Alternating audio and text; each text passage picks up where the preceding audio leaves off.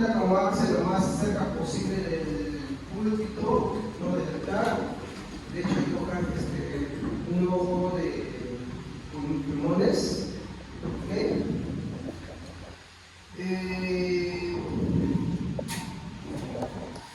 Vamos a buscar en nuestras Biblias el libro de los Salmos. Libro de los Salmos 115:3. ¿Ya? ¿Y qué dice el Salmo 115:3? Nuestro Dios está en los cielos y todo lo que quiso, Él ha hecho. ¿Ok? Entonces, el tema de esta mañana es el 1 Pedro, es primera de Pedro. Es primera parte. ¿Ok? ¿Por qué estoy dividiendo este subtema? Recuerden que estamos todavía hablando de la serie de que Dios es todopoderoso, ¿cierto? ¿No? Y ya hemos hablado de qué atributo, de la supremacía de Dios, ¿no? Ahora estamos hablando de la soberanía de Dios. Cuando hablábamos de la supremacía de Dios, decíamos que Dios está por encima de toda autoridad, Él es por encima de todo, nada está por encima de Él o a la par de Él. En autoridad, nadie es como Él. En preeminencia, ¿y qué es la preeminencia?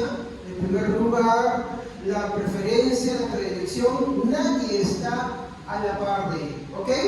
Entonces, nosotros podemos tener muchas cosas que sean justas, que podemos reclamar y decir, no, yo tengo buenos valores, yo tengo bueno esto, aquello, lo otro, yo tengo libertad, esto, pero tengamos en cuenta que la supremacía de Dios nos ha enseñado de que Dios la tiene más. Si yo tengo, por así decirlo, la predilección en un cumpleaños, Dios la tiene por encima de toda la humanidad. ¿Estamos? ¿No? De hecho, cuando tú ves los 10 mandamientos, ¿cómo empiezan los 10 mandamientos? ¿Empieza con el hombre o con quién empieza? Con Dios, ¿no? Y cuando tú ves la creación, ¿con quién empieza? De hecho, una buena traducción del Génesis en la versión NBI nos dice Dios en el principio. Entonces, ¿qué nos está mostrando ahí? La supremacía de Dios. Estamos en su autoridad y la preeminencia, ¿no? De la supremacía de Dios, entonces, es lo que se llama la soberanía de Dios. ¿Ok?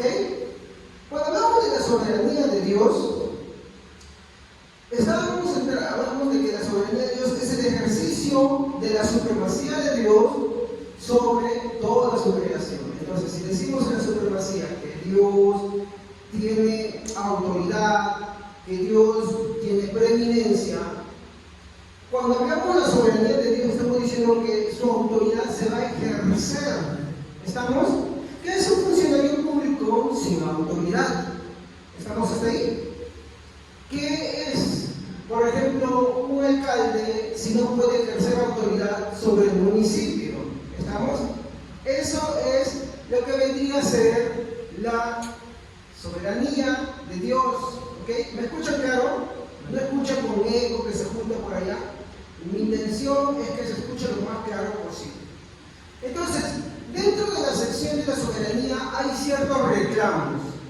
Uno de los tantos reclamos que hay, el principal y que se resiste, es el tema de la responsabilidad humana.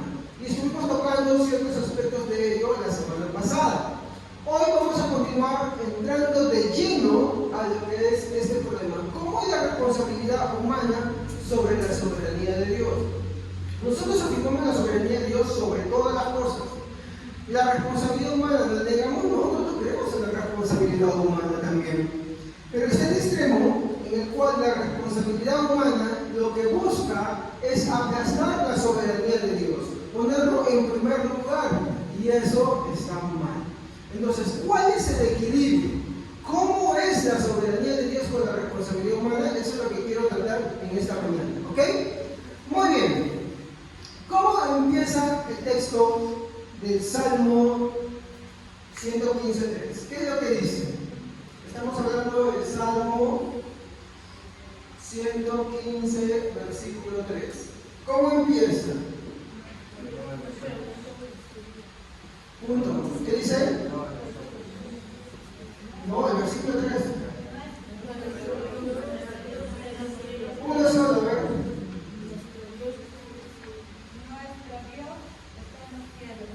Muy bien. Dios está en el cielo. ¿Qué entienden porque Dios está en los cielos? ¿Qué entienden al decirle que Dios está en los cielos? ¿De que Dios está arriba? Está por encima de todos. Pero ¿cómo está por encima de todos? Pues yo puedo entender de que estamos por encima de todos, por ejemplo, se desconectó por favor. Yo puedo entender de que está por encima de todos de esta manera. La hermana Nicole sube al techo y está encima de mí, ¿no? ¿Puedo entender esa idea? ¿Sí? Ya. ¿Qué es lo que entiende la gente cuando dice Dios está por encima de todos? ¿Qué es lo que dice el Salmo 115:3? A mí me enseñaban algo en cuanto al tema del pecado. Me decían, cuando uno peca, lo que hace por lo general es mira adelante, mira atrás, mira al costado, mira a la derecha, mira a la izquierda, pero no mira arriba. ¿Es eso correcto?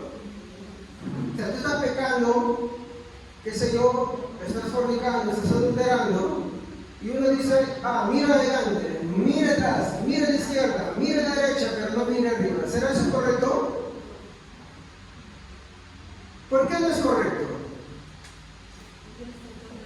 Porque el hombre está acá, y lo que se nos ha enseñado por costumbre es que uno mira a la izquierda, uno mira a la derecha, uno mira, me lo pongo de esta forma porque no puedo ponerlo acá, ya mira atrás y mira adelante, pero no mira arriba, ¿no?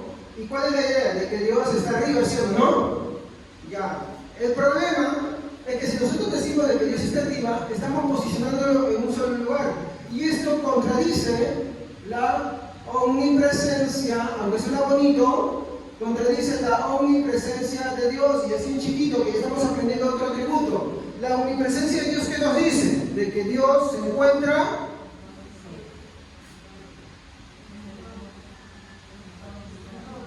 no es que se encuentre en todo lugar, sino que si se trampa.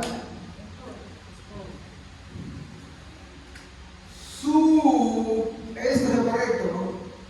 Presencia lo llena todo.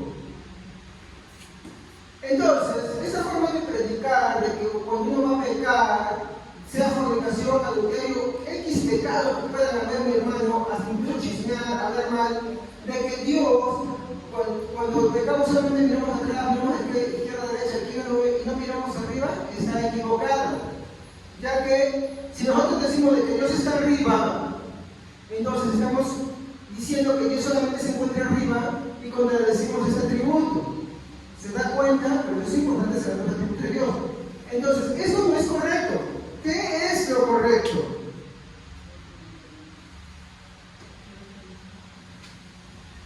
Vamos a poner así. ¿Qué dice la omnipresencia de Dios?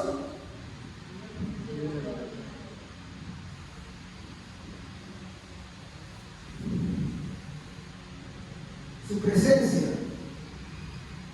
Entonces, esto de mirar arriba es incorrecto.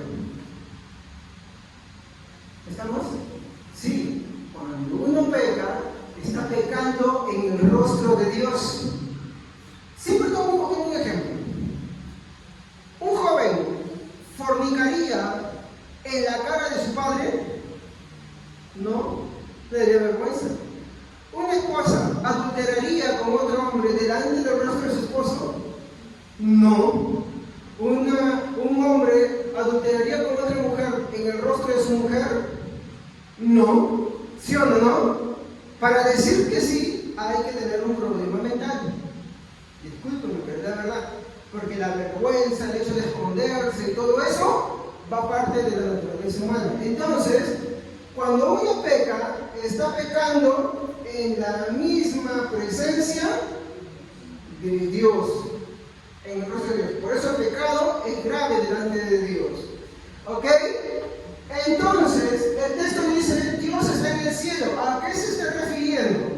¿De que Dios está enclaustrado arriba? ¿O qué está sucediendo ahí? ¿Se acuerdan cuando Jesús le dijo a Nicodemo, no sé si ustedes se han percatado, dijo, ¿y quién es aquel hijo? Aquel que descendió del cielo, ¿se acuerdan? Aquel que está sentado en el cielo.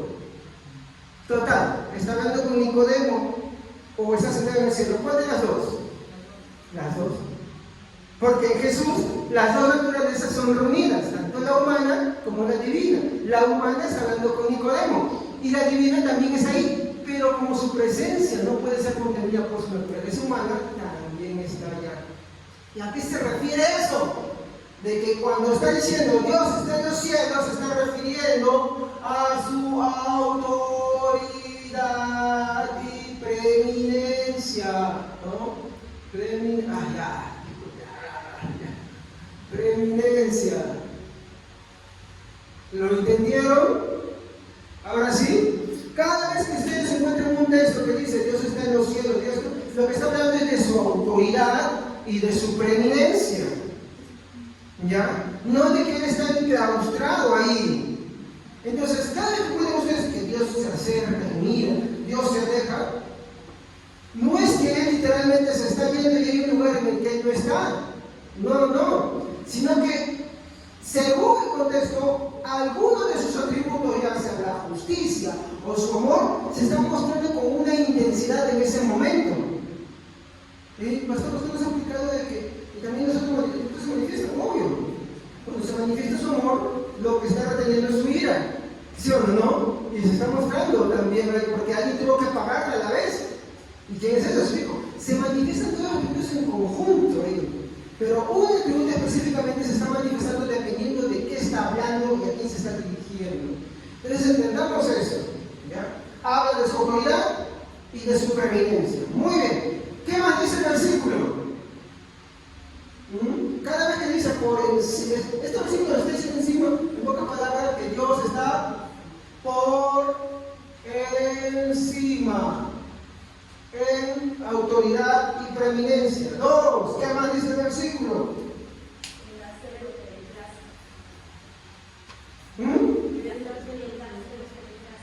Él hace todo lo que quiere, ¿no? Todo lo que quiere. Quiero preguntarles algo. No sé si se ha notado algo ahí. Miren cómo era esto, ¿verdad? Acuérdense siempre de esto, ¿verdad? Es importante. De hecho, eso te ayuda a ti a tener respeto, reverencia y temor de Dios, porque ya no entiendes de que no estás mirando arriba por eso, sino que cuando pecas en la misma presencia y en el rostro de Dios.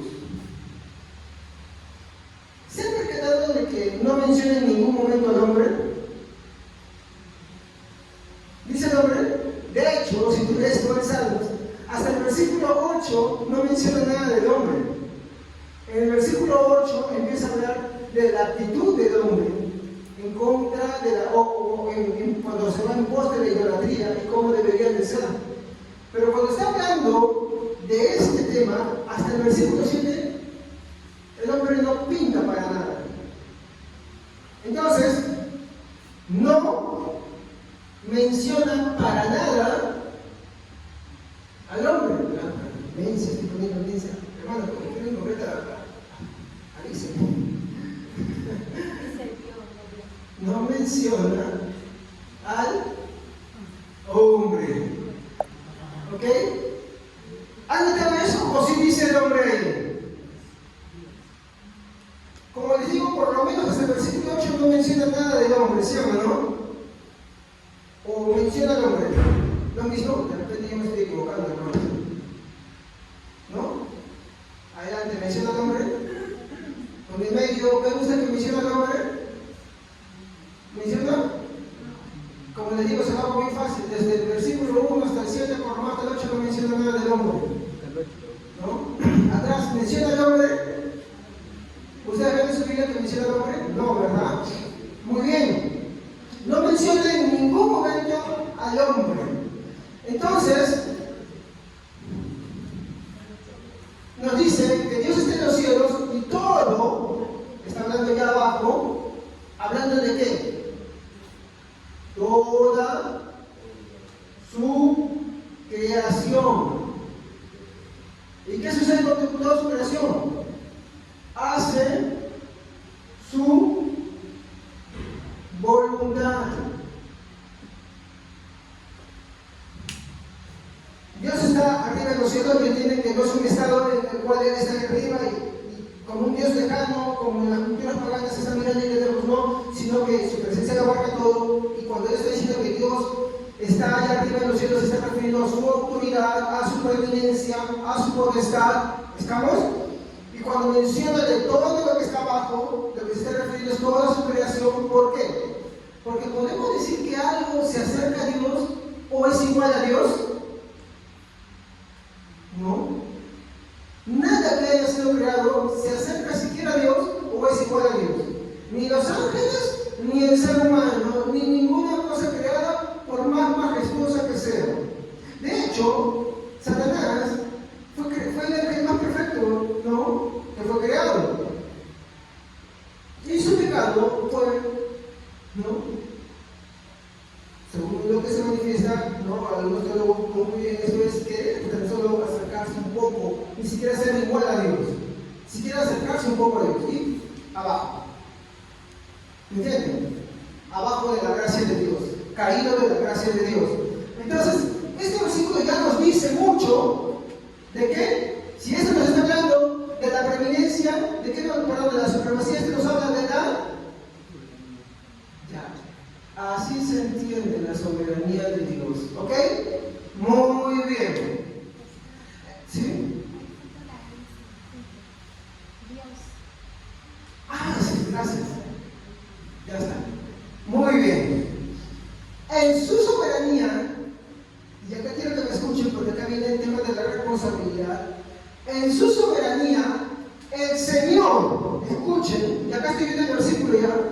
El Señor, y cuando hablamos del Señor, ¿a qué Señor nos referimos? Al único Señor que tenemos, Dios, ¿ok? O ponerlo acá arriba, por si acaso. ¿Ya? El Señor escogió. ¿Qué escogió Él?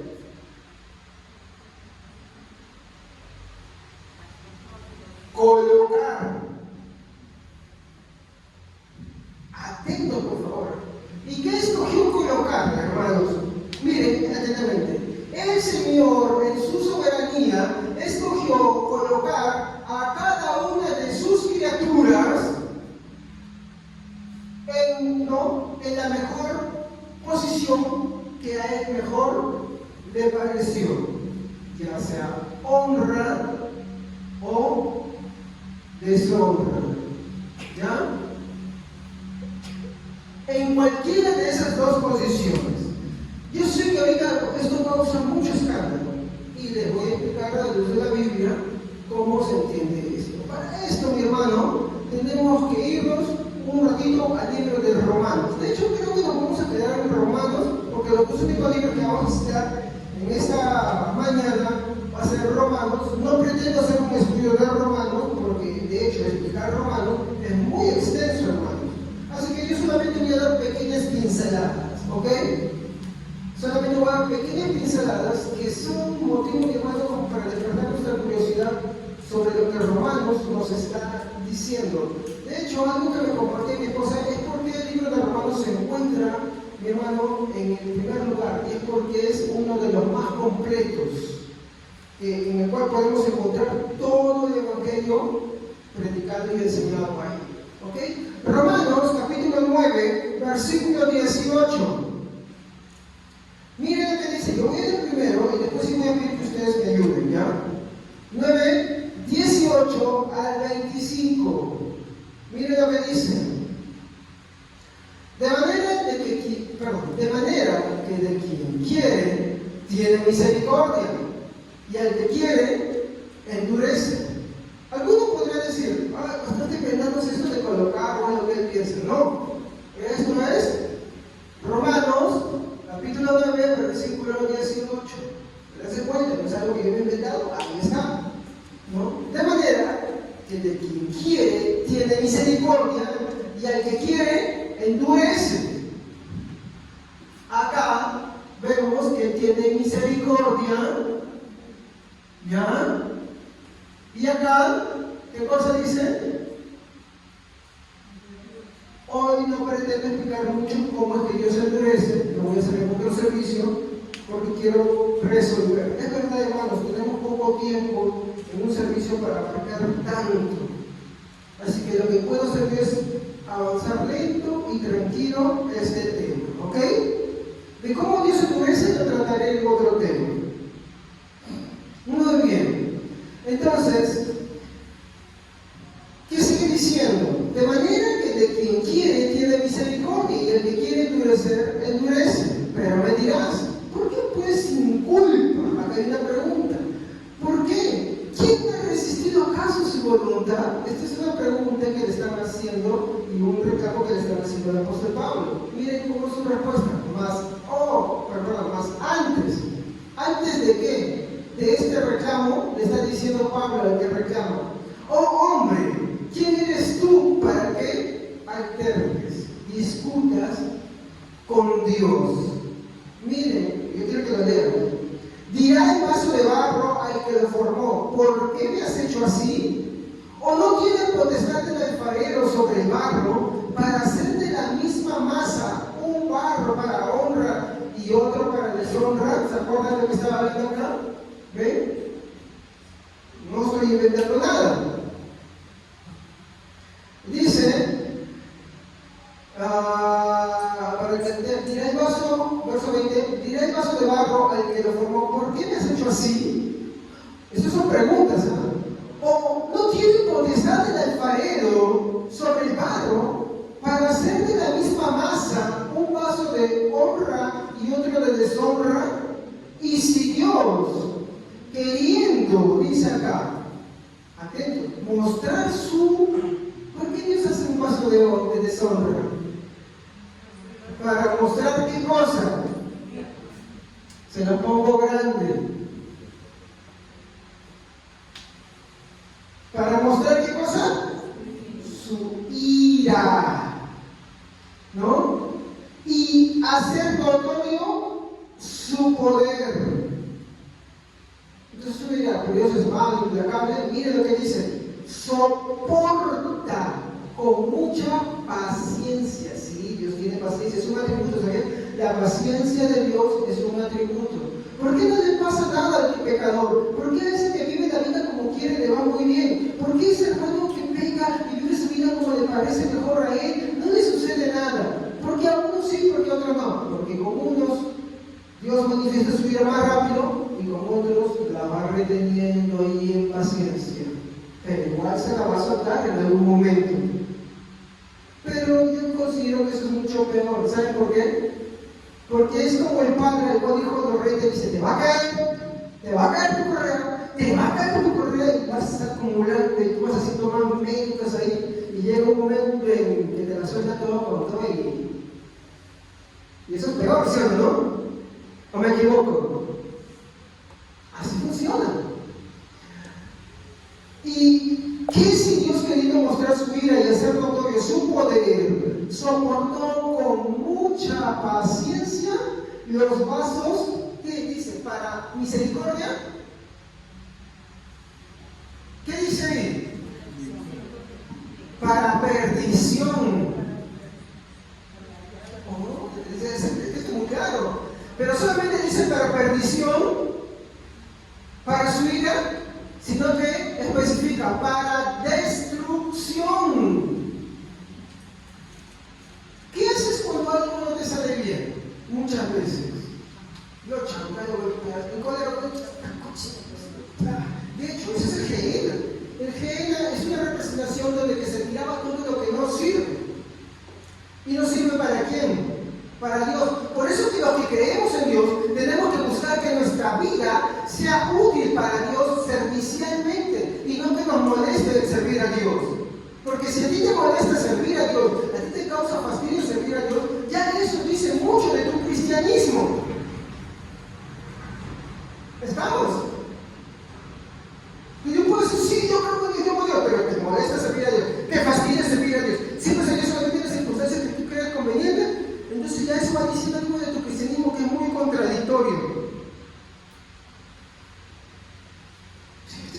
anunciar, eso es una advertencia. ¿Y qué si Dios queriendo mostrar su ira? Por favor, les sugiero que vean en la Biblia que es lo que estoy leyendo, y hacer notorio su poder, soportó con mucha paciencia los vasos de ira, preparados, no para salvación, sino dice para destrucción, y para hacer notoria las riquezas de su... ¿Qué quiere decir? Que cuando Él manifiesta su ira, ¿se muestra su gloria? Sí, hermanos. Si nosotros entendemos gloria como el sentido de que todas las cosas sean bonitas y excelentes, no. También gloria se entiende en cuanto se manifiesta su justicia, su ira y su perfección en ese sentido.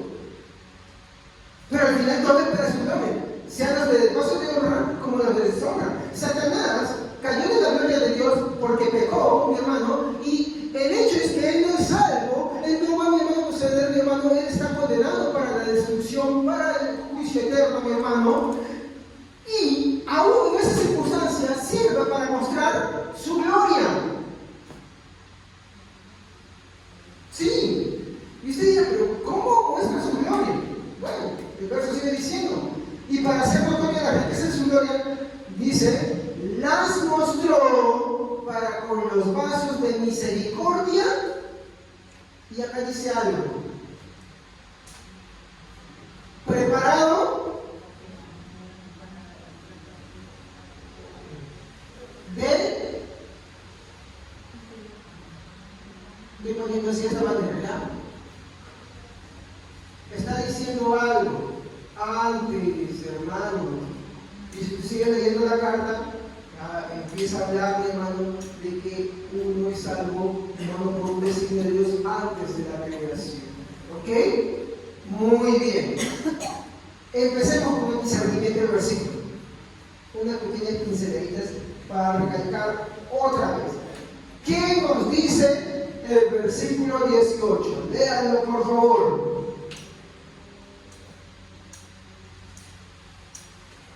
De manera que de quien quiere, tiene misericordia, y al que quiere endurecer, endurece. Muy bien. ¿Qué es lo primero que vemos? Que la misericordia, ¿qué cosa es? Propiedad ¿de quién?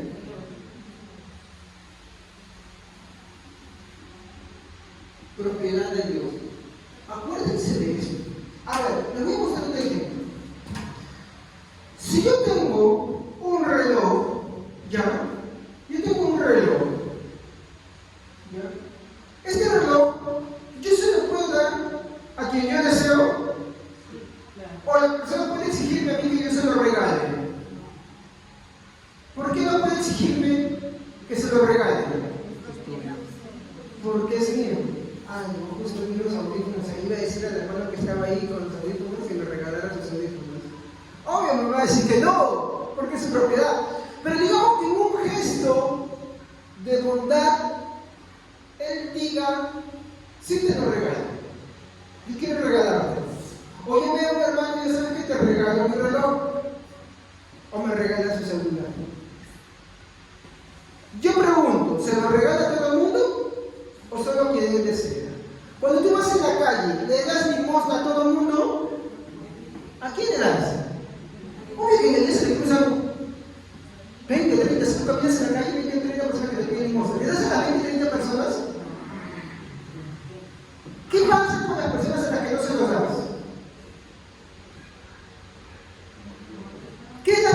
¿Qué cosas formulan en tu cabeza? En algunos dices, no tengo. En otros dices, seguramente está usando ese niño para estafar. Este me parece que no lo necesita. A este me parece que sí le voy a dar. ¿Tú mostraste tu misericordia con todas esas 20 personas? ¿O solamente con las que a ti, en tu propia y sola potestad, te pareció mejor mostrárselas? Pregunta.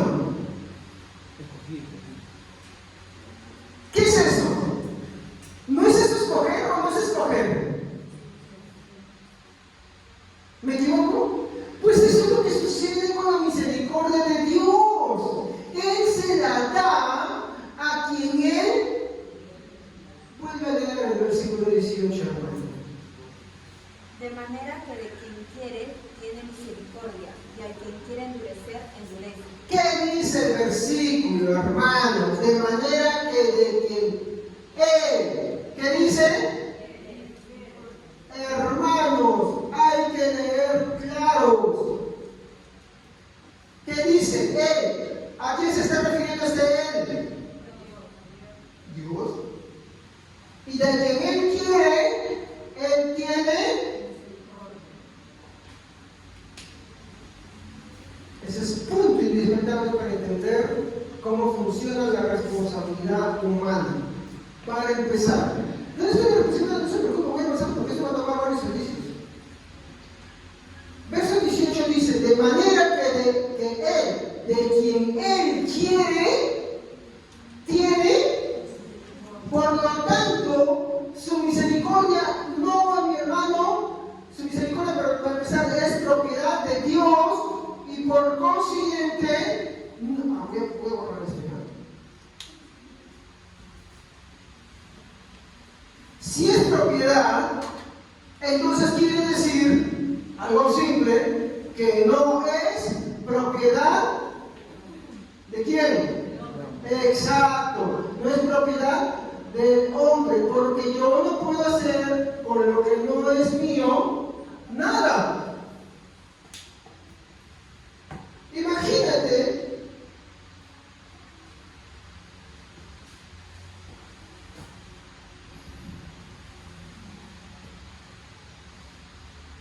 te felicito, hermano, veo que marcas tu Biblia.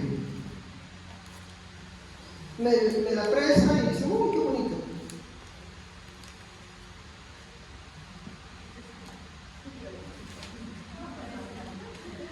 La hermana ya me está mirando, hermano, mírenla, mírenla. ¿Qué estás haciendo? Eso es mío, me lo regalaron, es mi propiedad. ¿Por qué tiene justificación de molestarse ella? Porque es de ella, no es mío.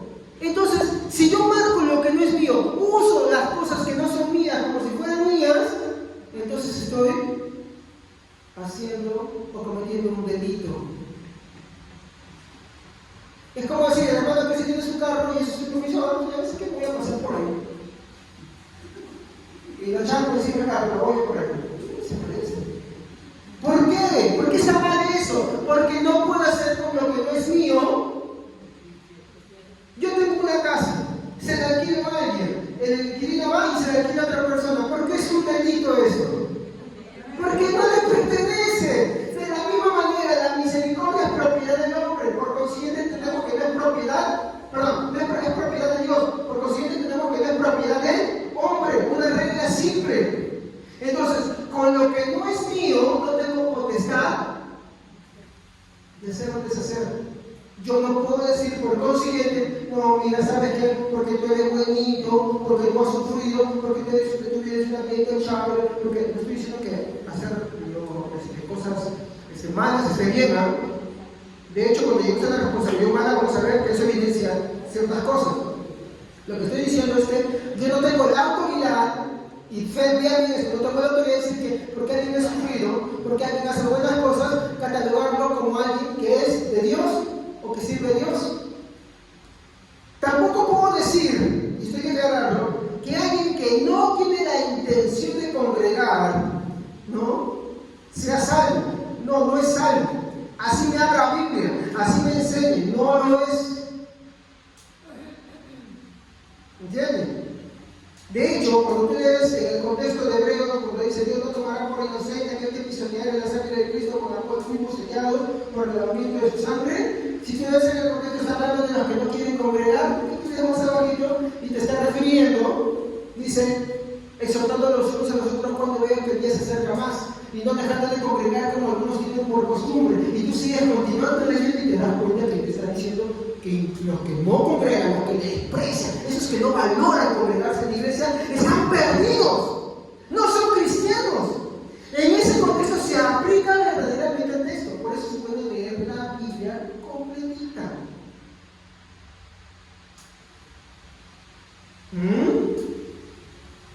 No podemos santificar versículos porque me parezca. No se puede agarrar el versículo y dejarnos a la libre subjetividad, no. Hay que entender pues, bajo el mismo concepto que el autor que está escribiendo está transmitiendo. Si el autor me dice algo en un versículo, obvio, ese tiene que darme a entender la razón y el motivo. Por eso tengo que leerla bien, completita. Muy bien, seguimos.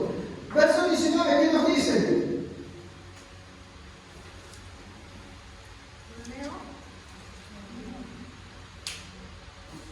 Pero me dirás, ¿por qué? Pues, disculpas, ¿por qué? ¿Quién ha resistido su voluntad?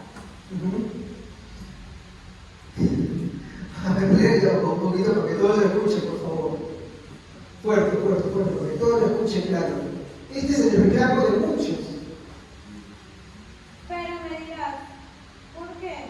Pues, disculpas, ¿por qué? ¿Quién ha resistido su voluntad?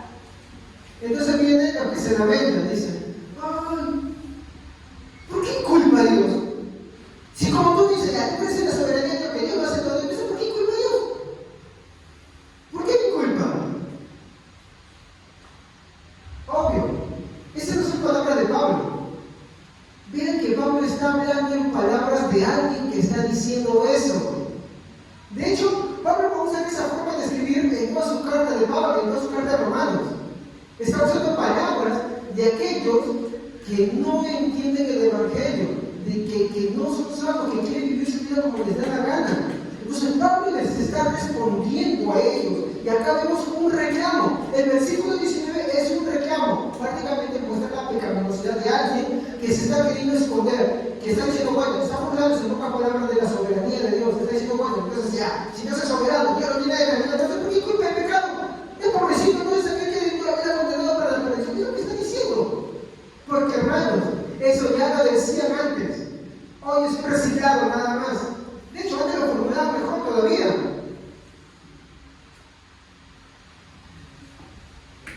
¿Qué es lo que muestra acá el versículo 19 de parte de aquella persona que está reclamando? ¿Quién sabía si la Biblia no nos dice? Pablo es muy respetuoso porque no nos dice quién era el que estaba hablando así, pero eran algunos hermanos de la iglesia. Y lo que está mostrando acá mi hermano es la prepotencia, mi hermano, que están haciendo al hablar de esa manera. Y es una prepotencia que se escandalosa y es en contra de Dios, porque ni siquiera es un reclamo hacia Pablo, sino es un reclamo en contra de Dios, ¿no? Entonces, esa prepotencia, mi hermano, va a ser un reclamo, mi hermano, en contra de Dios. Ese es un reclamo en contra de Dios. Entonces, ellos dicen como justificación, ¿por qué Dios inculpa al pobre hombre? Porque yo, si soy tan bueno, no le hago daño a nadie, ¿por qué Dios me va a mandar al infierno? Porque tú eres un pecador, estimado. Porque toda la creación ha caído con Adán. Toda la creación ha sido sujeta. Es más, incluso la misma tierra, dice la Biblia en el mismo Romano, clama. La tierra, mi hermano, quiere, mi hermano, ser redimida. Dice, sufre a dolores de parto, no soporta al hombre. No soporta el pecado del hombre. Ella quiere también ser redimida. Ella quiere ser regenerada junto con los creyentes.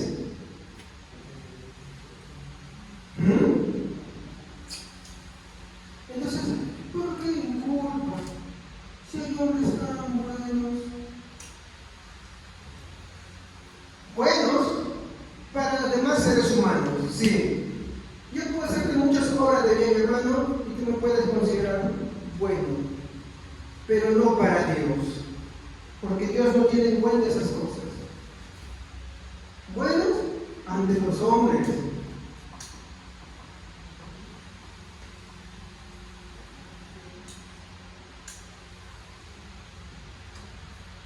Pero culpables ante Dios.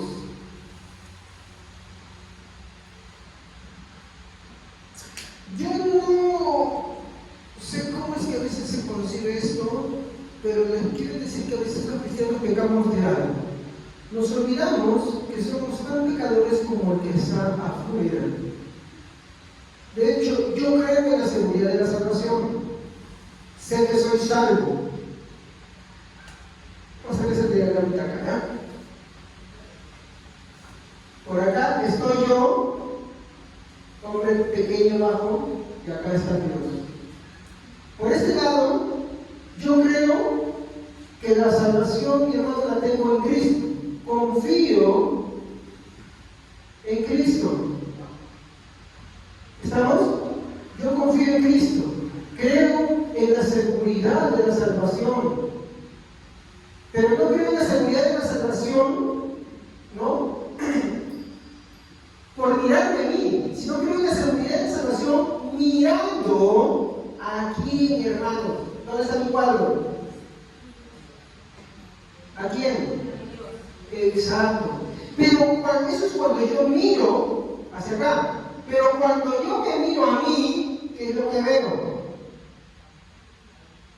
Odio, ira,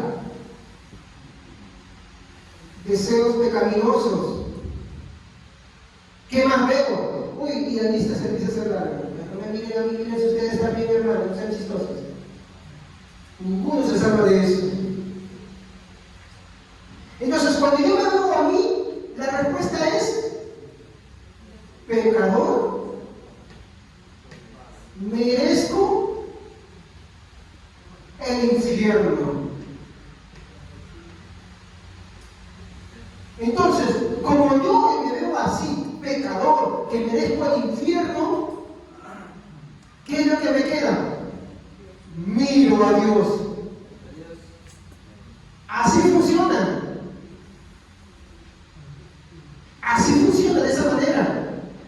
Creer en la seguridad de la salvación, de hecho, el que cree en la seguridad de la salvación, se mira constantemente los pecados que él tiene.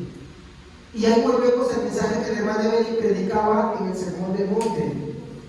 Bienaventurados los pobres de espíritu, porque de ellos es el reino de la salvación. Ahí está diciendo, está hablando de la seguridad de la salvación, pero está hablando de una condición necesaria.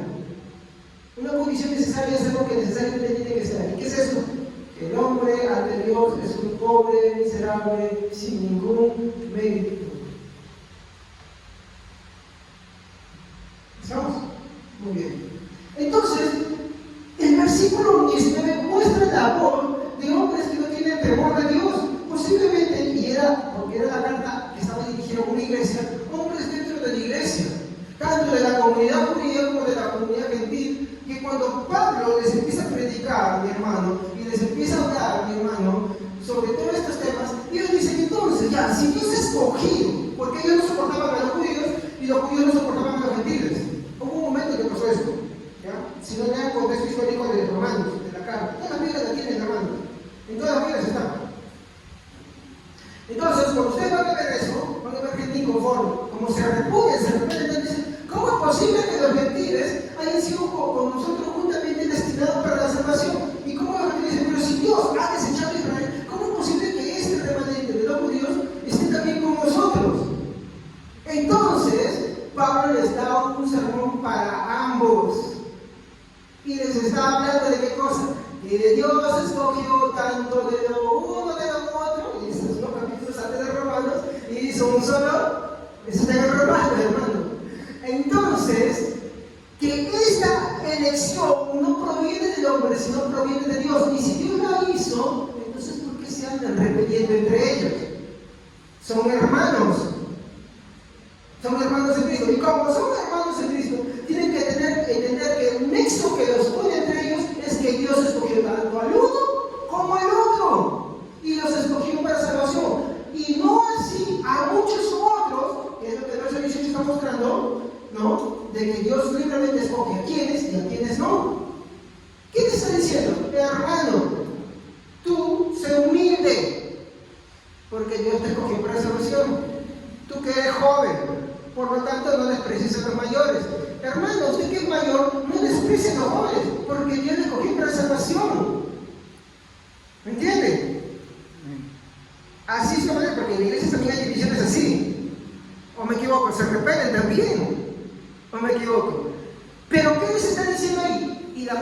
¿Por qué? Porque hermano joven o hermana joven, Dios te escogió para salvación, pero podría ser como aquellos a los que Dios no escogió para salvación, pero ahora estás en ese cuerpo. Así como tu hermana, Dios podía no haberte escogido para salvación, y qué reclamo le puedes hacer, pero tuvo misericordia de ti, pero podía no haberte tenido, y eso no dependía de ti. Así se resuelve.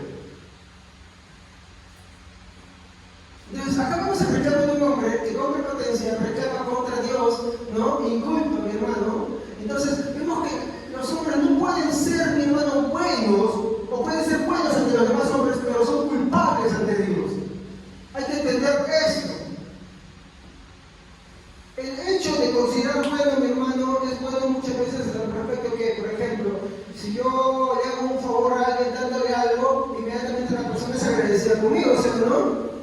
Pero otra persona no muy bien puede saber que esta persona es mala, ¿sí o no? Hay que entender eso. Entonces, porque los hombres que tenemos como que algo bueno, hay que tener cuidado, hermanos. A veces que te lo tomo porque alguien tiene una vida moral, no hace cosas malas. Sí, bueno, vas a ir al cielo, no te preocupes. No, lo está mandando al infierno.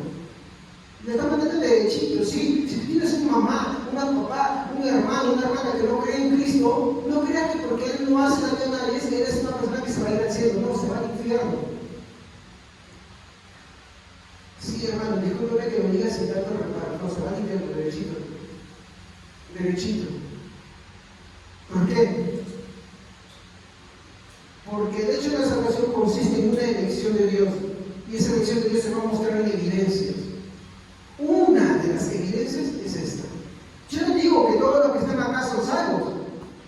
¿Estamos? Pero lo que sí puedo decir es que los verdaderamente salvos se encuentran dentro de las iglesias, dentro de la iglesia universal, se encuentran ahí adentro. ¿Estamos? Pero en ninguna manera voy a decir, y eso sí aclaro, que alguien que se encuentra afuera sea salvo. No, no lo es. No lo es. Discúlpeme, hermano, me voy a parar firme, me puede decir terco, me puede decir caprichoso, pero creo que tengo todo el sustento bíblico para afirmar eso. Y si tú me dices lo contrario, entonces no está en la Biblia. Que alguien que no congrega, alguien que no busca de Dios es salvo. No, no lo es. No lo es. En ninguna manera. Alguien que no tiene interés por buscar de Dios, que no congrega, que no participa, que no. Entonces lo primero que se dice, fuera de la iglesia no hay salvación. Entonces, si tú sabes que Dios tiene misericordia de ti, ¿qué esperas porque no le predicas a esa persona? No, es que esa persona no me quiere escuchar, que es que porque es mi papá es un incrédulo, o porque mi hermano no me quiere escuchar, o porque no predícale, porque cualquier persona dice, no te infierno. ¿Y sabes qué va a pasar? Esa persona te va a echar la culpa toda tu vida a ti. Porque en el infierno es el lloro y el crujir de dientes. Toda su vida va a decir, tú, ¿verdad que no reconoces su pecado? Los que crujen los dientes reclaman contra Dios, no tienen temor de Dios, por eso Dios les muestra su vida.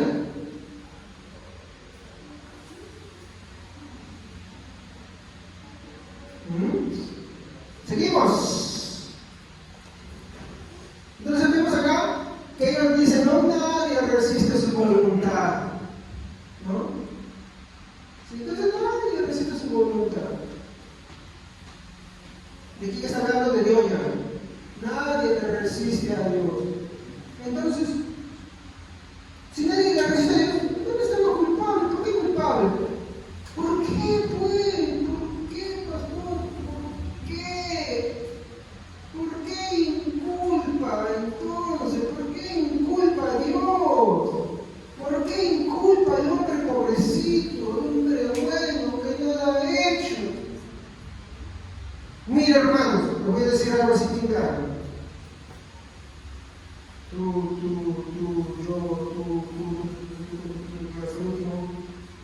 Si Dios no te salva, eres digno totalmente del infierno. Y si Dios tuvo misericordia de ti, hay algo también eres digno del infierno. ¿Sí? En ambos casos. En ambos casos. ¿Qué es lo que te libra del infierno? ¿Qué es lo que te hace pasar de un lado al otro? Dios. Solamente, nada más.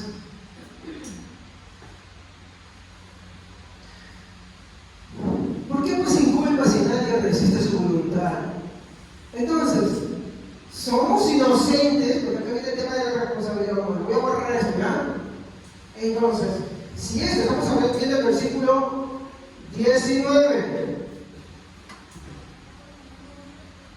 ¿Ya? Versículo 19, a ver quién me lo voy a leer. Amén. Pero tú me dirás, entonces, ¿por qué todavía nos echa la culpa a Dios? ¿Quién puede oponerse a su voluntad? La respuesta es, nadie puede resistir su voluntad. ¿Sí o no? Hasta, miren, yo me sé, incluso las prepotencias que hoy en día yo encuentro dentro de mucho, yo no estoy hablando de esa iglesia. Yo veo esto, mi hermano, porque me gusta estudiar, me gusta ver, me gusta escuchar, hermanos. Yo veo que las prepotencias que hoy día hay en el mundo cristiano son más fuertes que las que había en ese tiempo. Al menos en ese tiempo entendían que nadie puede recibir la voluntad de Dios. Seamos sacados, ¿saben por qué quieren echarle la culpa a Dios? ¿Saben por lo que sea? Pueden, hoy ya lo acomodan. Hoy se usa un púlpito para predicar eso. La respuesta correcta es, ¿alguien puede recibir la voluntad de Dios? Nadie puede. Miren cómo esto se ha cambiado. Hoy en día se dice que sí se puede. No, la respuesta es que nadie puede, y la respuesta es resistir a Dios. ¿Por qué? Porque Dios es omnipotente, y cuando hablamos de la serie, que Dios es omnipotente, estamos diciendo que Dios todo lo puede, y eso te incluye a ti. Sí, te incluye a ti. Yo les pregunto, ¿Pablo era una persona que amaba a Dios? Sí. ¿Pablo era una persona que era celoso de las cosas de Dios? Sí.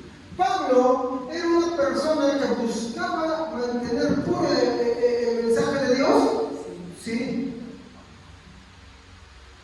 Sin embargo, está el hermano Pablo, ¿no? Ahí está el hermano Pablo, y él creía que estaba haciendo bien, ¿ya? Pero les voy a decir algo, él iba camino al infierno. ¿Él se daba cuenta? No. ¿Qué le dice Jesús a Pablo cuando lo encuentra camino a Damasco? Dura cosas de estar cosas contra la vida. Él había escuchado el Evangelio. ¿A quién escuchó predicar Pablo? A Esteban. Y él fue autor intelectual de su asesinato. Y solamente él, a muchos más, porque él perseguía a cristianos. ¿Saben cuál era su labor? Él indagaba dónde había cristianos. Se metía, averiguaba, escuchaba. Y es por eso que cuando él sigue en lo que él pensaba que él estaba bien, Dios se le aparece y le dice, ¿por qué me persigues? Pregunto, hasta este momento, ¿él quería verdaderamente a Dios?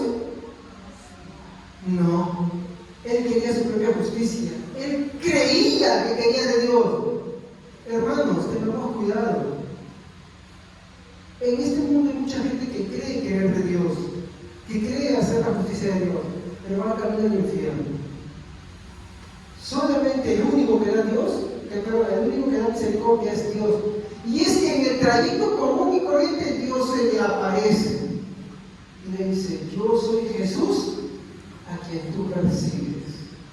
Y él dice, Señor, ¿qué quieres de mí? ¿Se dan cuenta? Ahí está la conversión.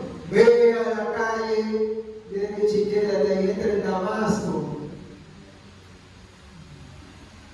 No, ahí está Damasco, una ciudad fortificada, no hay carne, no se carne, explosivos, qué sé yo. No, ahí está la convertida. Y se queda ayunando 3 días, lamentándose 3 días. ¿Qué entonces de que si Dios no hubiera agradecido ahí, él no se convertía.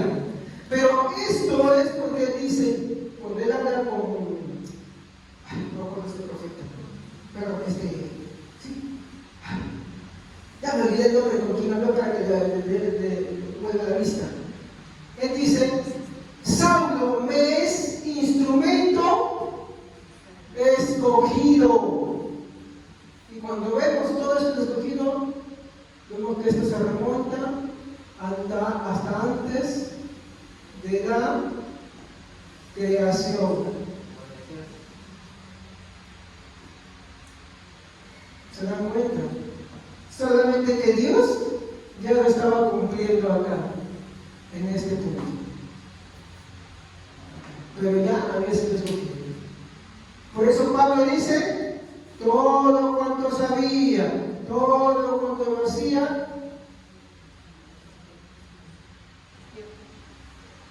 él no dice basura, las traducciones correctas dicen estiércol, para mostrar un desprecio.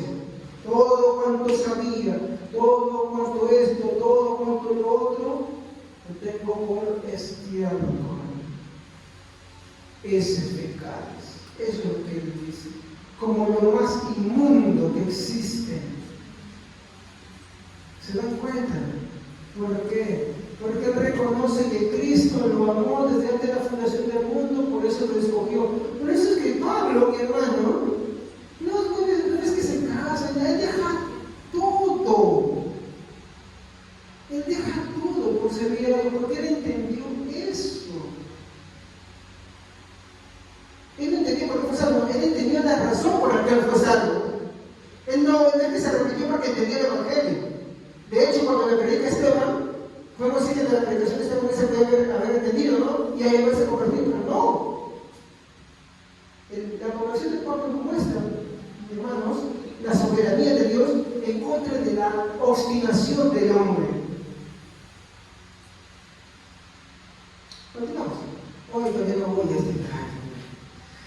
Vamos a rapidísimo, ya me gana el tiempo. A ver. Muy bien. Entonces, todo, mi hermano, entendamos que estamos destituidos de la gloria de Dios. Romanos 3, versículo 10 al 12. A ver, quiero poner rapidísimo, hermano. Romanos 3, 10 al 12. Amén. Pues como está escrito, no hay justo ni uno solo, no hay quien tenga entendimiento, no hay quien de verdad quiera conocer a Dios. Todos han abandonado a Dios, todos se hicieron inútiles. No hay nadie que haga bien, ni uno solo. Esto va a derribar muchas cosas. Si me pasa alguna, ayúdenme. Primero dice, todos han hecho.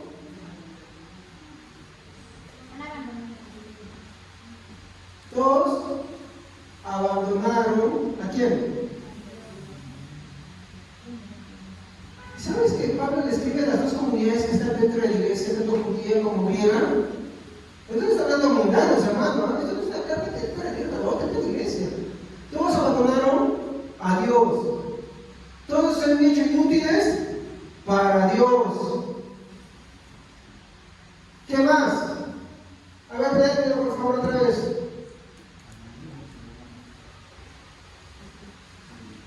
Pues como está escrito, no hay justo ni uno solo. Hay un ratito. ¿Hay justos? Ni uno. ¿Qué más? No hay quien tenga entendimiento. Ahí está. No hay quien. ¿Qué es entender, hermano? ¿Ah? ¿Qué es entender? No, saben que realmente yo creí lo que era también predicarme y saben que yo soy inteligente, por eso comprendí, vi las advertencias de los que. Hay gente que tú le explicas muy bien y no entiende. ¿Qué es esto? Porque ellos no entendieron y tú sí entiendes. Que tu capacidad es mucho mayor que la de ellos, eso se llama soberbia.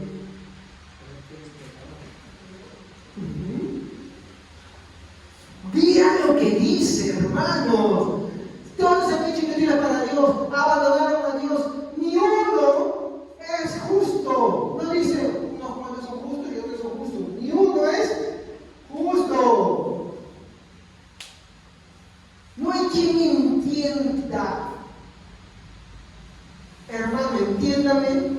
que no hay nadie quien entienda. Entiendan que no hay quien entienda. De hecho, cuando Pablo empieza la carta a Romanos, él dice, ¿no? Los griegos buscan conocimiento y los judíos milagros. Ni lo uno ni lo otro. Creo que se lo disculpe. Ni lo uno ni lo otro. ¿Por qué? Porque el Evangelio es locura para este mundo, pero es poder para Dios en Cristo crucificado. ¿Qué más dice el versículo? No hay quien de verdad quiera conocer a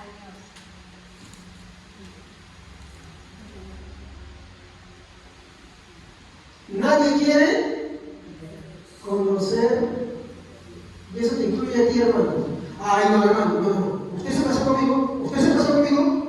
¿Así, hermano? ¿Has leído la Biblia? ¿Cuándo es la última vez que leíste la Biblia? No, yo sí he leído. ¿Cuándo fue la última vez que hablaste? Yo he orado, hermano. He orado a mi persona. ¿Seguro? ¿O has hablado contigo mismo? Señor, te doy gracias porque yo lo otro.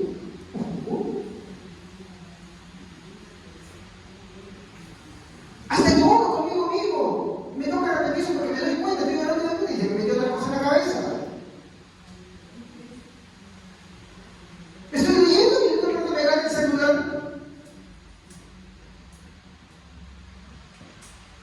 Y trabajo en lo que yo trabajo. Yo trabajo, porque yo trabajo, yo no puedo. Entonces yo me entiendo. Nadie quiere conocer de Dios, hermano. Entiéndalo. Y eso los cristianos deberíamos verlo. Porque la carta está hablando de los cristianos, ¿sabes? ¿Qué más dice?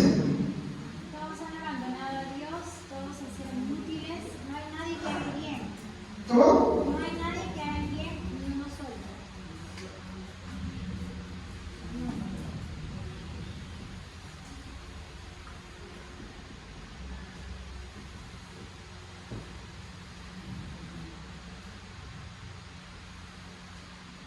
¿Qué dice?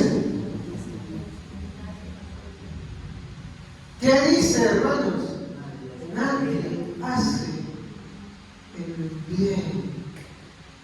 Pregunto, esta carta Pablo la está leyendo a los vecinos de las delicias allá afuera para que le escuchen a ver si tienen el Evangelio.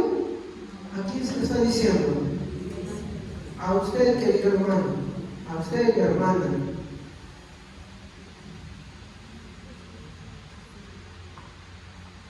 Si es así la condición del hombre, ninguno es apto delante de Dios. No, bajo los parámetros y la justicia que Dios pide y las exigencias que Él tiene. ¿Qué es esto? Es un golpe. Pablo quiere mostrarte su poder, no físicamente, pero es como un golpe en el estómago. Él quiere que tú te veas, Él quiere que tú te sientas reflejado y que lejos de almacenar orgullo, tengas humildad ante Él, agradecimiento ante Él.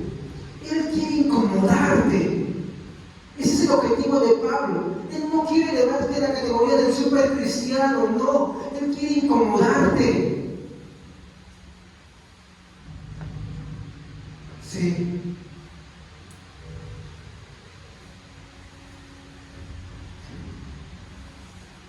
Todos, por lo tanto, nos muestra este versículo. Muy bien, a mí se me dice el versículo. Por lo tanto, todos, y si te leen los versículos anteriores, empezando el versículo 2, se da cuenta que más claro todavía. Todos, dice unos, todos, estamos destituidos de la gloria.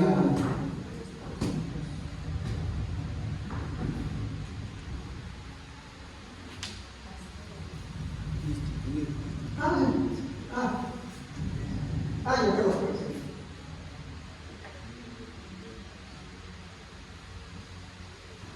Ya, ahora sí.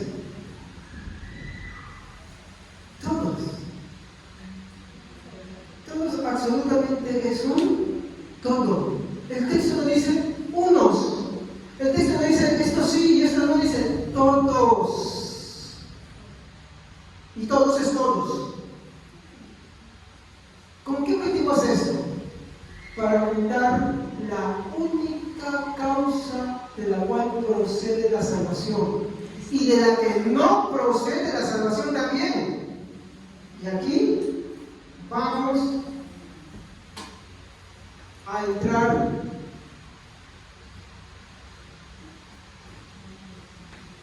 al siguiente punto. En el huerto del Edén, ¿no?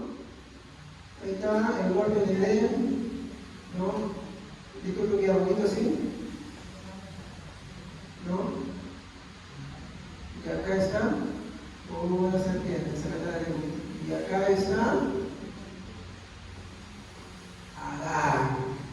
¿Ya? En el huerto del Edén, mi hermano, se demostró, mi hermano, lo siguiente.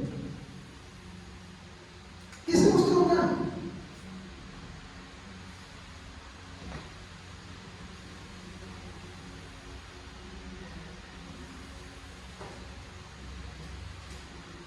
En el huerto del Edén se demostró qué cosa con el libre albedrío. ¿Estaba haciendo uso Adán del libre albedrío en el huerto del Edén? ¿Sí o no? Sí. ¿Pero qué se demostró?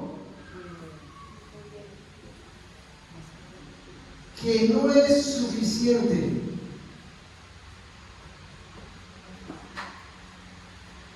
Sí. ¿Qué hermanita? Es que no entiendo si no. Ah, ya. Ah, ya, sí, ya. ¿Cómo es? Sí. No me quedo molesto, hermano, lo que me interesa es que ustedes destaquen esta nota, así que si las conversaciones están muy bien, no hay problema. Entonces, ¿qué demuestra acá? Que en el huerto de Edén, mi hermano, el libre albedrío no era suficiente, pero también algo. No era suficiente ni eficiente. ¿Para qué?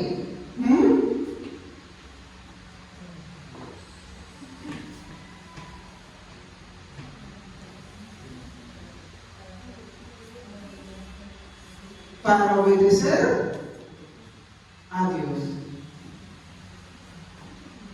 Porque ¿qué le dice Dios a Adán? Cuando vamos a Génesis, Adán, de todo árbol que está en el huerto puedes comer. Pero de este de acá, Adán, no comas.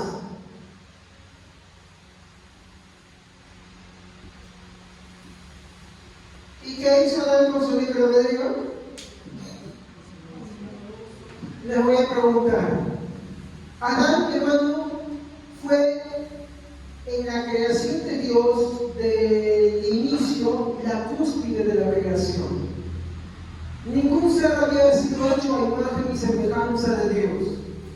Ningún ser tenía las facultades físicas ni mentales como las que tenía Adán en su momento más alto de la historia humana. ¿Estamos? Entonces, si hablamos de un libre albedrío hoy, pues Adán lo tenía mejor que nosotros. ¿Estamos? ¿Por qué? Y esto no es inventado. Agustín lo dice, porque en el huerto de Edén, Adán tenía la capacidad de, por sus propios medios, obedecer o desobedecer. Y por esos mismos medios ser recompensado, ¿no? Recompensado o castigado.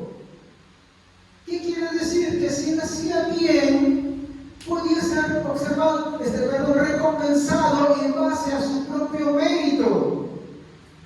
Pero ¿qué sucedió? ¿Obedeció o desobedeció? Desobedeció. Es por eso que después de la caída y cuando Adán, mi hermano, con Eva tienen a Caín, y después Caín tiene más hijitos y más hijos, y después tienen a Seth, no sé cuándo lo ven porque Caín lo mató, tiene a Seth, y él tiene hijos, ¿no?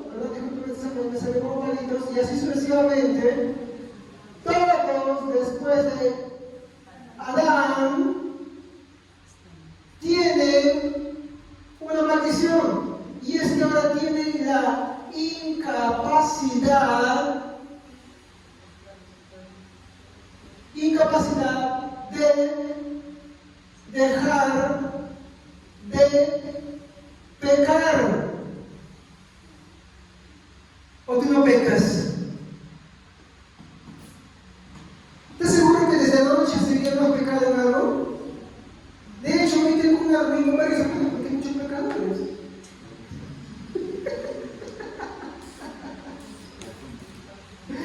Pero hay otros que si piensan que algo, pues pecan en muchas cosas, hermano. ¿Por qué? Porque todos pecan. Pecan por obra, pensamiento, palabra o omisión, hermanos. Todos los seres humanos tenemos la incapacidad de pecar desde ahí hasta el día de ahora, hasta todo lo que estamos ahorita, todos. Por eso la Biblia dice, todo pensamiento del hombre es de continuo el mal, de hacer el mal. Y cada vez que el hombre aumenta en número y en cantidad, de continuo es hacer el mal y pervertir el bien de Dios. Entonces, en el huerto del Edén, mi hermano, se demostró que el libre albedrío no es suficiente. Tampoco es eficiente. Eficiente que es lo único. Suficiente como para que van a agarrar y con eso yo pueda, mi hermano, agarrar y obedecer a Dios sin fallarle nunca. ¿Entienden? Soy libre, sí, para tomar decisiones entre comprarme una Biblia esquematizada y una Superhouse, entre comprarme un carro negro y otro rojo, entre comprarme una camisa de este tipo o comprarme una camisa de un tipo chino, en ponerme unas medias o no ponerme medias. ¿Estamos? Entre escoger ponerme medias de un solo color o como el hermano Javier le gusta ponerse medias como serpentinas, porque me gustan las rayitas. Y hoy me siento listo porque no me las puse. ¿Ya? Entonces, soy libre para eso, pero no tengo ese libre albedrío ¿para qué? ¿Y qué es lo que Dios pide del hombre? Versículo 19 que estamos, versículo 18. ¿Qué es lo que Dios pide del hombre? Que el hombre se arrepienta. Por eso el versículo que leímos Romanos 3, 8 al 12, no, perdón, 3, ¿cuál era? Romanos 3, 10 al 12. No hay ni un justo, no hay quien entienda, no hay quien pueda. Como no hay esto, ¿para qué? Hermanos, ¿para qué? ¿Está diciendo que yo libre albedrío para decir cosas? Tú decides con quién casarte. Hermano, ¿con quién decidiste casarte? ¿Puedes escoger a otra persona? Sí, podías, porque tú eres libre. De hecho, se demostró en tu elección porque escogiste casarte. Mano Laura, usted aquí tiene eligió para casarse. ¿Y podía elegirlo? Claro, eso sí sucede, hermanos. Cuando yo estaba cortejando a mi esposa, ella decidió elegirme y podía no hacerlo. ¿Soy libre para eso? Sí, para eso sí soy libre. ¿Usted es libre? Sí, le digo, hermana, repare mi camisa. No quiero porque tú eres una calle y no me pagan lo que es un precio justo. Entonces, es libre para decidir si lo hace o no lo hace. ¿Cuál es el problema? De que ninguna de esas cosas me da la salvación. Entonces, yo soy libre para decirle a Dios, Dios, acéptame porque soy bueno. No. Entonces, ¿cómo funciona la salvación? Ya que nadie entiende, nadie quiere, nadie comprende, nadie puede. Todos se han hecho inútiles. Y puedo seguir, pero no quiero hacerlo sentir mal. Y es que el libre albedrío, hay que entender, esto es algo que ahorita hay una mezcla tanto porque hay mucho de que el hombre quiere ser libre y todo esto, pero antiguamente, hermanos, cuando tú hablabas de libre albedrío, no se entendía como libre albedrío que nosotros como hoy lo entendemos. Se entendía de esta manera, que el hombre no tiene libre albedrío, y yo creo lo mismo, y a través de la historia, porque yo creo eso, y en la historia también se ha creído eso, el hombre no tiene libre albedrío. ¿Para qué? Para la salvación. No lo tiene. Así de simple. Y se lo pongo con signos de exclamación. No la tiene. ¿Por qué? Porque desde el inicio el libre albedrío falló como un medio para obedecer a Dios. ¿Qué quiere decir? Esto, ¿cómo es que usted está acá? Porque usted se salvó. ¿Cómo es posible de que usted se pueda encontrar acá? Y acá vienen los famosos dibujos del hermano Javier. Vamos a ver algo, ¿ya? Si entendemos que el libre albedrío no es suficiente y no es eficiente para obedecer a Dios, entonces ahí sí entra la responsabilidad humana. ¿Qué creen que me había olvidado? Ahí sí entra la responsabilidad humana. Creo que voy a pedir a alguien que me vaya guardando siempre los versículos para que yo pueda agarrar y tener más tiempo. O una monta más grande, tamaño ayunco, para ahorrarse. ¡Ah! Listo. ¿Ya? ¿Dónde entra la responsabilidad humana? ¿O qué busca demostrar la responsabilidad humana? Porque esta es la acusación que dicen algunos y dicen que no, lo que creen esto no creen en la responsabilidad humana. No, sí creemos en la responsabilidad humana. Pero ¿cómo lo creemos? Tiene que ser desde un punto bíblico. ¿Ya? La responsabilidad humana, hermanos, demuestra dos cosas. Que esta responsabilidad humana, en primer lugar, no es un mérito. Y acá viene el problema. Cuando tú entiendes que tu responsabilidad humana, o sea, lo que tú haces, y eso es algo para que no. El primero es, tú eres pecador, mereces el infierno. ¿Estamos de acuerdo en eso? Sí. ¿Sí? Ya. Y si tú eres bueno, ¿qué mereces? Pero el extremo de esto dice que si tú eres bueno, entonces mereces. Muy bien dicho, esto está mal. El mérito, como lo dijo el hermano Alto, funciona en desmérito. Entonces lo que la responsabilidad humana va a demostrar es que tenemos un desmérito total ante Dios. Entonces esto no va. Pero en muchas iglesias se comunica eso. Es muy triste. Eso es filosofía metida dentro del cristianismo en un grado que ya subyuga los principios bíblicos. Ya, entonces, como les dije, no es un mérito, más bien es un desmérito. ¿Por qué? Porque tú ves tu vida y te das cuenta, si tú eres verdaderamente cristiano y tú tienes a Cristo en el corazón y y el Señor ha cambiado tu vida y tú has sido regenerado verdaderamente, te das cuenta que hay cosas muy oscuras en tu vida y no te sientes orgullosas de ellas. No dices si te das en el, yo soy bueno, yo tengo esto, yo tengo aquello. No. Al contrario, como el código que les monté en un inicio, ¿se acuerdan, no? Me das cuenta por qué pecador soy. En esa condición yo no puedo ser salvo. Eso es lo que Martín Lutero decía. ¿Cómo el hombre puede ser salvo siendo así? Y cuando tú entiendes eso para ti mismo, ¿cómo es que yo puedo ser salvo siendo así? Es cuando entra a tallar la soberanía de Dios.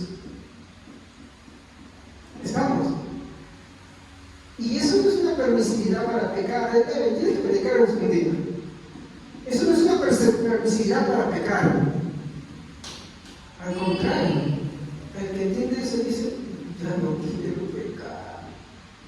Porque no es que tenga que mirar arriba, Dios me ve a la cara cuando me estoy encerrando en ese lugar a hacer lo malo. Dios me ve directamente, aunque cuando no me he encerrado en un lugar, Él puede ver mis pensamientos y mis sentimientos.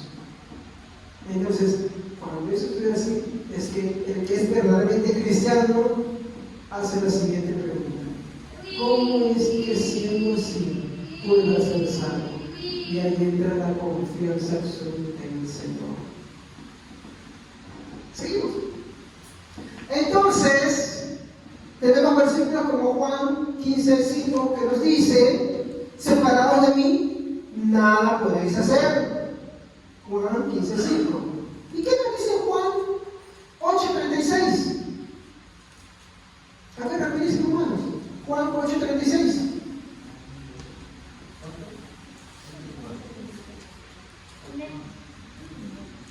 Así que si el Hijo los hace libres, ustedes son verdaderamente libres. ¿Te gusta creer que libre me dio? Te voy a decir lo siguiente: si el Hijo no te hace libre, no eres libre. ¿Qué está diciendo? ¿Qué es antes? ¿El Hijo o tú? El Hijo. Si Él no te hace libre, no eres libre. ¿Libre para qué? Pregunta, hermanos. ¿Libre para qué? ¿Para escoger con quién me voy a casar? ¿Para escoger qué celular me voy a comprar? ¿Libre para qué? Para obedecer lo que Dios dice. ¿Y qué dice Dios?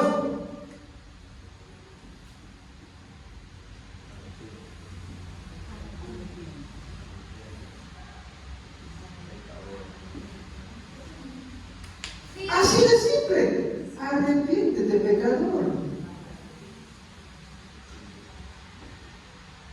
Eso es lo que hay que entender. ¿Pero qué es antes? ¿El libre albedrío o Dios que me tiene que liberar? Entonces, ¿existe el libre albedrío para la salvación? No existe. Por eso es que yo les digo siempre, no creo en el libre albedrío. ¿Por qué? Porque no existe libre albedrío, estas complicaciones, para la salvación. No existe. Cada vez que ustedes me escuchen hablar de que no existe el libre albedrío, me estoy refiriendo de que no existe. ¿En qué sentido? Salvífico. ¿Estamos? Salvífico. No existe libre albedrío en eso. Poder como si explicando más allá, pero no quiero complicar la vida, ¿ya? Porque ese es un tema mucho más amplio. De hecho, puedo entrar más allá, pero primero te voy a dejar acá con esto nomás, ¿ya?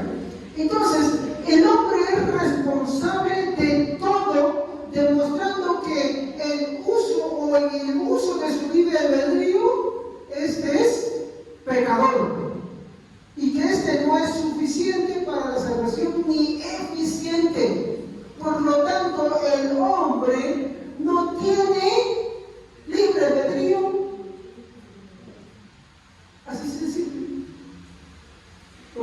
saben a qué me estoy refiriendo con el libre albedrío. ¿Estamos? No lo tienen. Ahora, yo de hecho le pregunté al hermano Pablo, ¿a quién escogió para casarme? A Ana. Pablo, ¿a quién escogió para casarme? Hermana Laura, ¿a quién escogió para casarme? Aquí está ahí. Ahora, ¿Dios te obligó o te lo permitió? Te lo permitió. Y aún con todo, Él decidió que así fuera. Dios. Y ahí viene entonces Dios estipuló todo.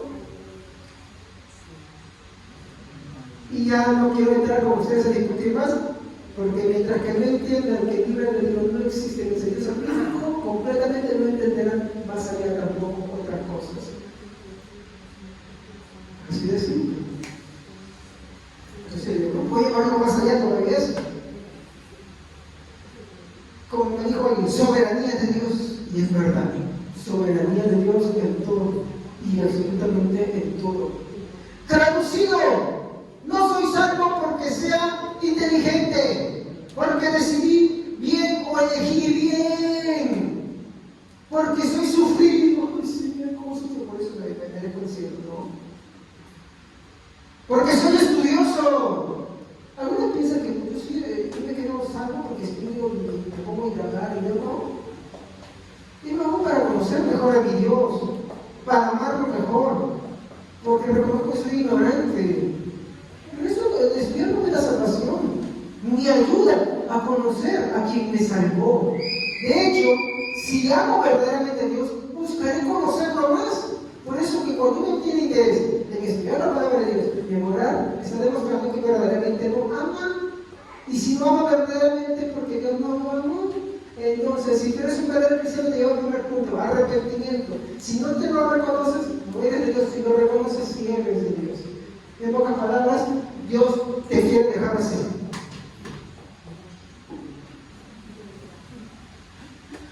Él te pone en esas circunstancias, porque la gloria tiene y es solo para Él. Si manché mi camisa, mi esposa se empuja ahora. Ya. O porque soy sincero. A ver, yo soy sincero. Malos términos para tratar de decir que somos cristianos. No, hermanos. Soy salvo porque Dios y solo Él tuvo misericordia de mí y como consecuencia pude creer. Como consecuencia.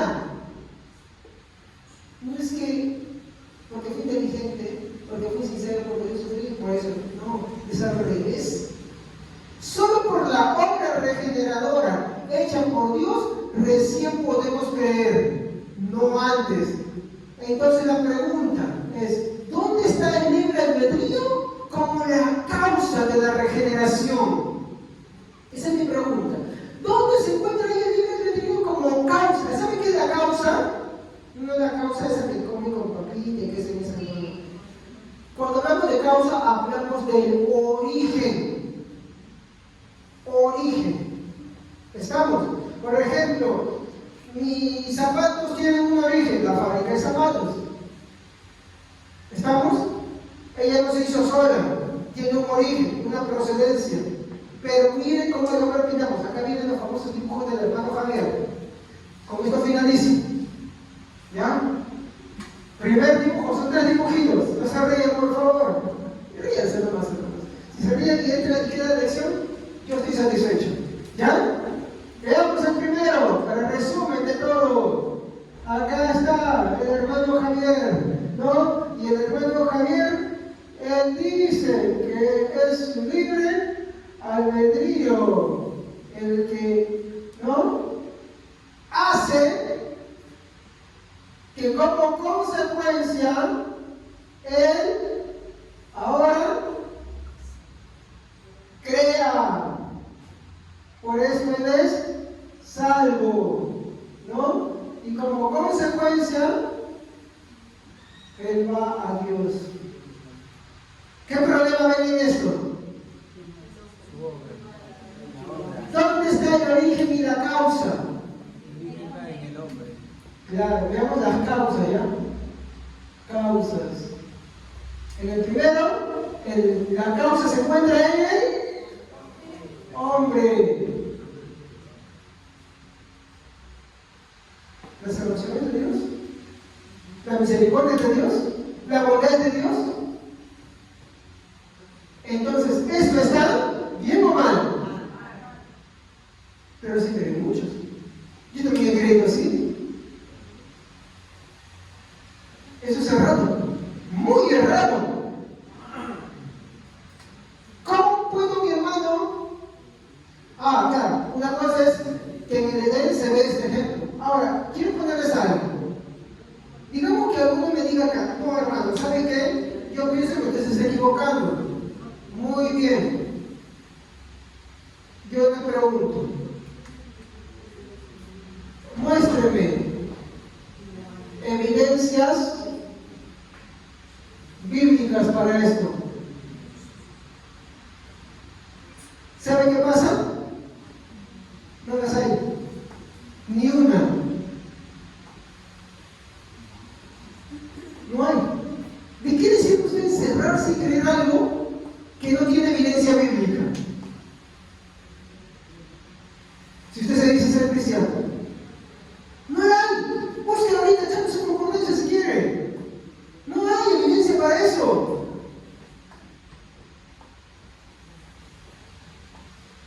Ahora, el segundo, por ejemplo, tenemos acá a Dios, ¿no? Y tenemos acá, y ahí hay una canción que me ponerle como ejemplo. A ver, ¿quién quiere ponerse el ejemplo?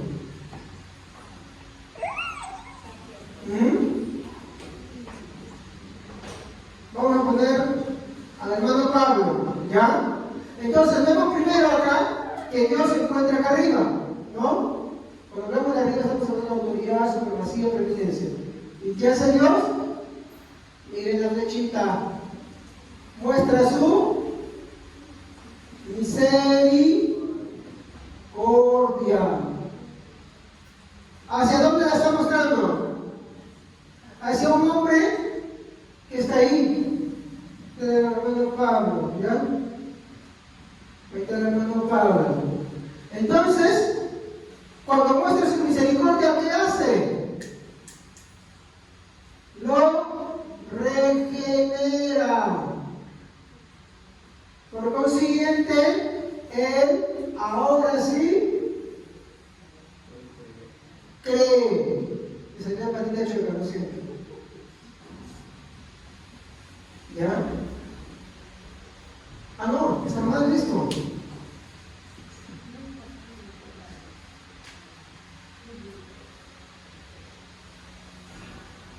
Otra que se llama patita chueca. Ahora sí, ¿entienden? Entonces, él, ¿qué tiene ahora? Nada, puesto que Dios le da fe. ¿Entienden este circulito? ¿Dónde empieza todo? Acá. ¿Qué hace? Muestra su misericordia. Lo regenera. ¿Y qué hace Dios en la regeneración? Le da fe. Y por eso él ahora cree. ¿Se han dado cuenta? ¿No? ¿Cuál es lo que vemos acá? ¿Qué es lo que vemos acá? Que todo lo hace Dios. ¿Qué hizo el hombre simplemente? ¿En cuanto al hombre de esto? No. Todo fue una consecuencia de. ¿Qué quiere decir? Que su arrepentimiento, su creencia y todo eso es una consecuencia de que Dios lo haya regenerado. Él ahora puede depositar fe, ahora puede creer, ahora puede dirigirse a Dios. ¿Por qué? Porque como una consecuencia, él, después de la regeneración de la obra de Dios, puede creer. ¿Ya? Muy bien. Ahora, la pregunta es, ¿hay evidencia para esto? La evidencia es sobrenatural. Solamente voy a mostrar un libro, ¿ya? A ver, rapidísimo, todos se van a encontrar un libro. Efesios 2:1. Efesios 2:1. A ver, rapidísimo, hermano. Y Él nos dio vida a vosotros cuando estabais muertos en vuestros delitos y pecados. Muy bien. ¿Cómo dice? Muerto. ¿Verdad? Muerto. ¿Cómo que muerto hace algo? Esa es la figura como Dios presenta al hombre. No muerto físicamente, sino muerto para Dios. Porque, verso 19, no cree, no entiende, no puede, se ha hecho inútil. ¿Entienden eso? ¿Qué más? El mismo Efesios, capítulo 1. Versículo 4 al 5. ¿Qué dice? Amén. Unos escogió en él antes de la fundación del mundo para que fuésemos santos y sin mancha delante de él. El amor habiéndonos predestinado para ser adoptados hijos suyos por medio de Jesucristo según el puro afecto de su voluntad. Muy bien, dice que nos escogió. ¿Quién escogió? ¿El hombre o Dios? Dios. Ahí está. Efesios 1:11.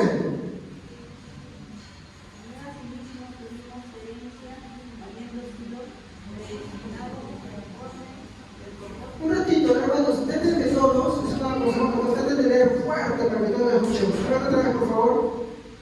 En él asimismo tuvimos herencia, habiendo sido predestinados conforme al propósito del que hace todas las cosas según el designio de su voluntad. Dijo tremendo amigo. ¿Se dan cuenta? ¿Y de quién parte? ¿Y quién predestina? ¿Y para qué lo hace?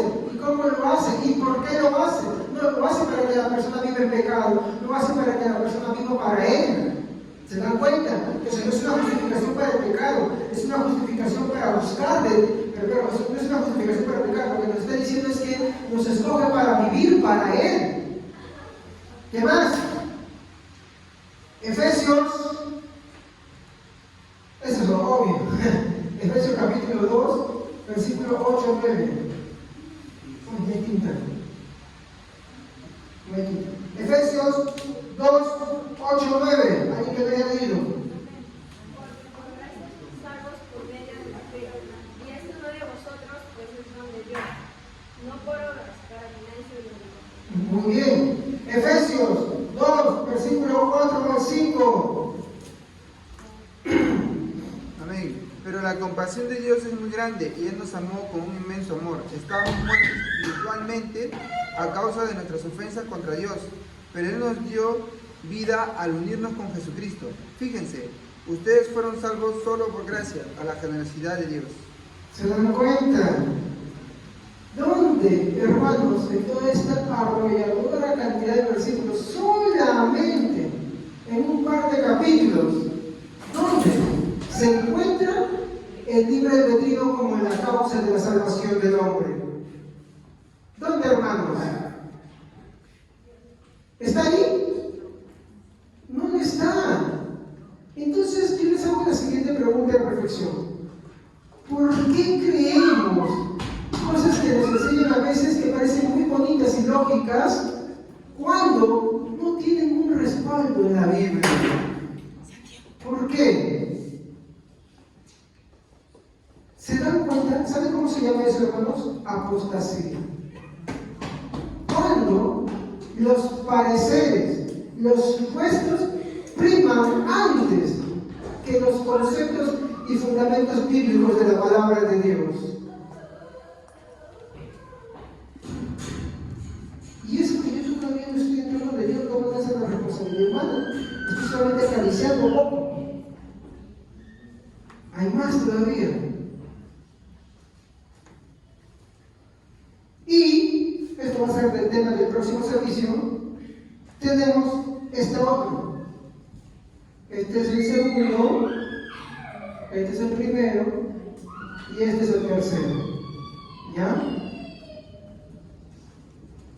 Y tenemos el tercer caso. Está Dios, está la persona, es el hermano Aldo, ¿ya? Y Dios simplemente, ahora sí, ¿qué hace? Miren, es un ejemplo, no te sientas mal, eso es un ejemplo. Dios, ¿qué hace con el hermano Aldo?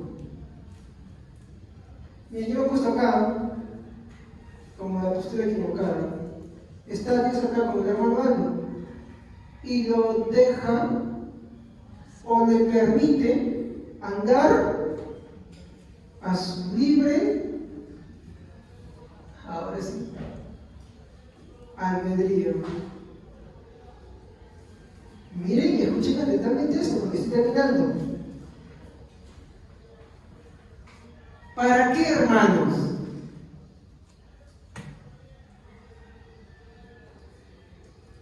¿Han visto lo que estoy escribiendo? Para ser condenado. ¿Quién lo deja? Déjame, sí, sigue. Estoy de acuerdo, sigue. Para ser condenado. ¡Ay, te está mostrando este bíblico! Te voy a mostrar este bíblico, no te preocupes. ¿Con qué finalidad? A su gloria. No, él quiere mostrar. Obvio, sí, con la gloria de Dios, sí. Pero él quiere mostrar algo. Su justicia. No, él es justo de por sí. Quiere mostrar algo más.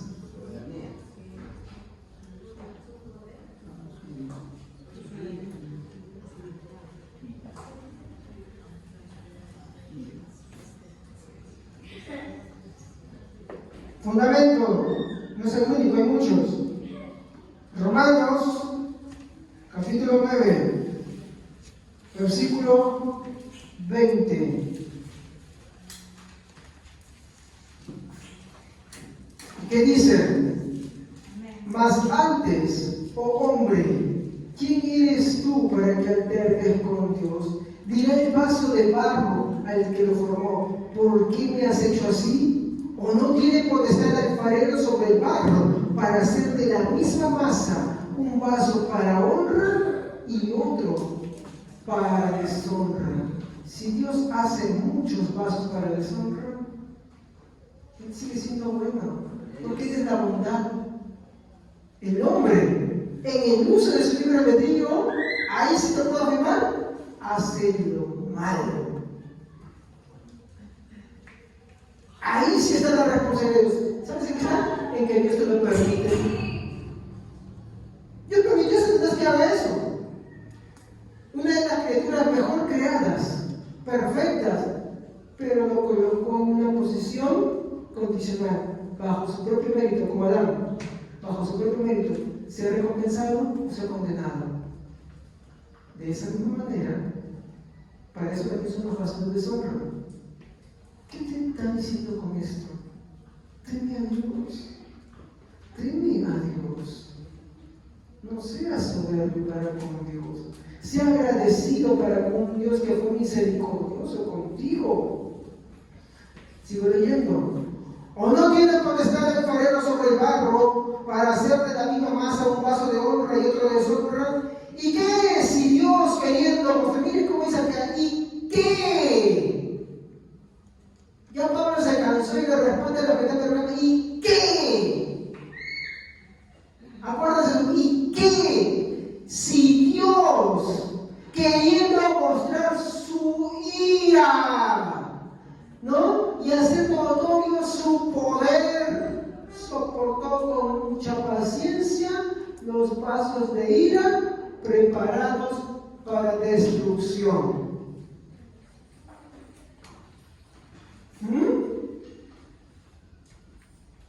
¿Se dan cuenta? Y ahí está el famoso libre albedrío y su ¿Y por qué nosotros no lo consideramos un libre albedrío?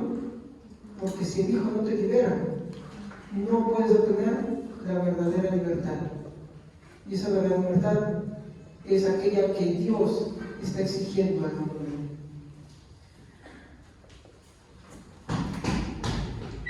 El verso 23 muestra algo. Y para hacer notoria la riqueza de su gloria, la mostró para con los vasos de misericordia que Él preparó de antemano para su gloria. Él muestra la misericordia, mi hermano, porque Él es la misericordia y la muestra a quien Él desea. Y también la retiene con quien Él desea. Reflexiona, hermanos. Si tú estás acá sentado esta mañana y tú entiendes que Dios te ha mostrado su misericordia, no seas indiferente. Sea agradecido. No menosprecies las cosas de Dios. No menosprecies a Cristo. Porque si tú lo haces, lo que tú estás evidenciando ya por tus frutos es que verdaderamente Dios te vino con misericordia. Y tú eres un vaso de ira que se está refugiando dentro de la iglesia simplemente, pero que en verdad no puedes. Pero si tú, ante su palabra, reconoces en todo eso que eres un hombre pecador, una mujer pecadora, y corres a los pies de Cristo, Él muestra su misericordia.